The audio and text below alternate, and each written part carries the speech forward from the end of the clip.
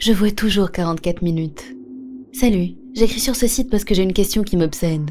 À chaque fois que je regarde l'heure, je vois toujours 44 minutes. Je veux dire, les chiffres 4 et 4. Ce phénomène a commencé pendant mes 5 années de mariage avec mon mari, Adam. Je traversais une très mauvaise période à cause de l'addiction de mon mari à l'alcool. Il buvait presque tous les jours, et notre vie commune était devenue difficilement supportable. Nous dormions dans des chambres séparées et nous n'avions plus aucune relation intime. Je n'étais clairement plus heureuse dans ma vie, et au bout d'un moment, je n'ai pas réussi à le supporter plus longtemps. Donc un jour, j'ai pris ma fille de 4 ans sur mon dos et je suis partie sans me retourner. J'ai demandé le divorce, mais mon mari n'a rien voulu entendre. En vivant loin de lui, j'ai fini par rencontrer quelqu'un après un moment. C'est à cette période que toute cette histoire a commencé. Il disait souvent qu'il voyait 44 minutes à chaque fois qu'il avait ses yeux sur l'heure. Et un jour, je me suis rendu compte que je vivais exactement la même chose que lui. Le temps est passé et mon mari a fini par accepter le divorce. En parallèle, j'ai rompu avec l'homme que je fréquentais parce que je n'arrivais pas à bien m'entendre avec lui non plus.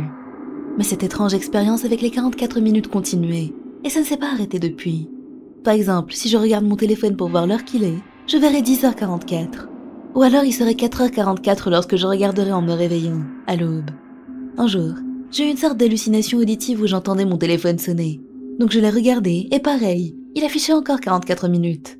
Cela fait plus de 2 ans que je vis comme ça. Puis j'ai appris la nouvelle.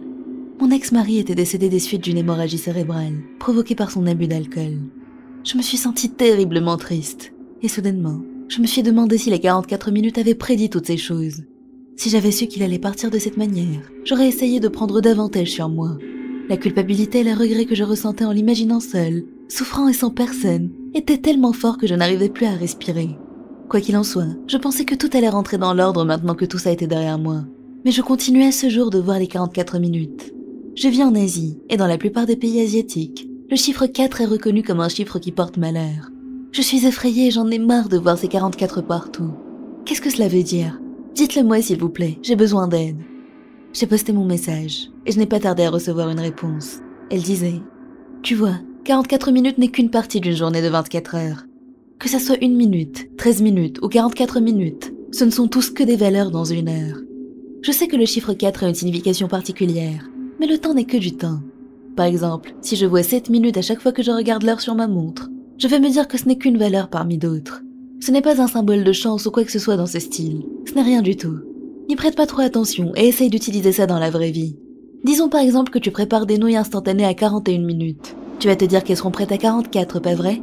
Eh bien, rien ne t'empêche de les manger plus tôt ou plus tard. Prenons un autre exemple.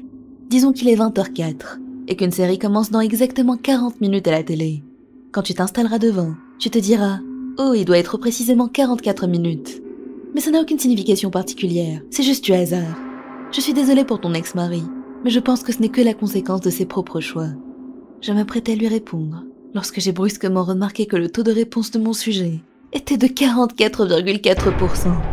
Je crois que je vais mourir.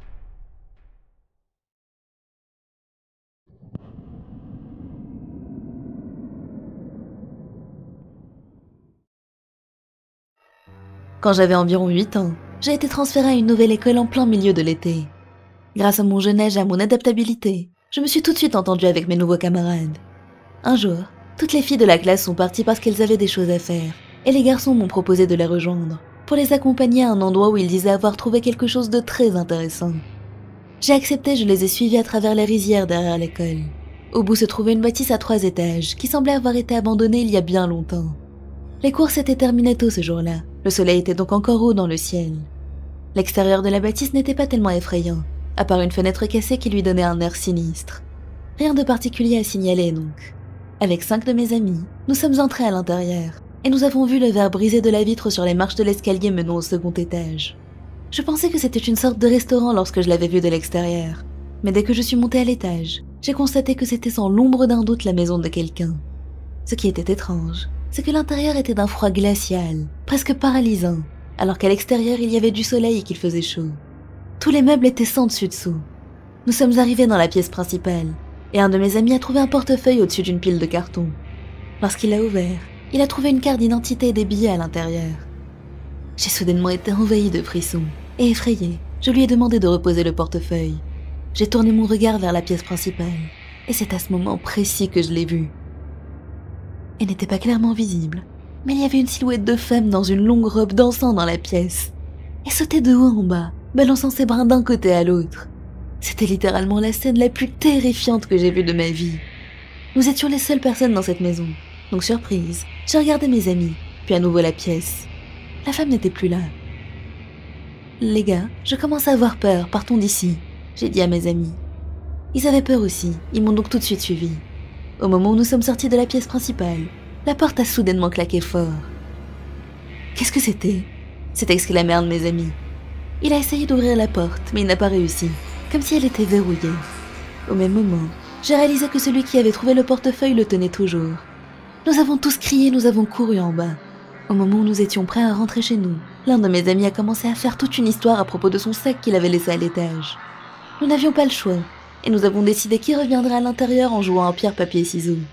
Évidemment, j'étais celle qui a perdu, j'ai donc dû l'accompagner à l'étage. Une fois arrivés en haut, nous nous sommes tous les deux figés sans réussir à parler. On n'arrivait pas à croire à ce qu'on venait de voir. La porte de la chambre était ouverte.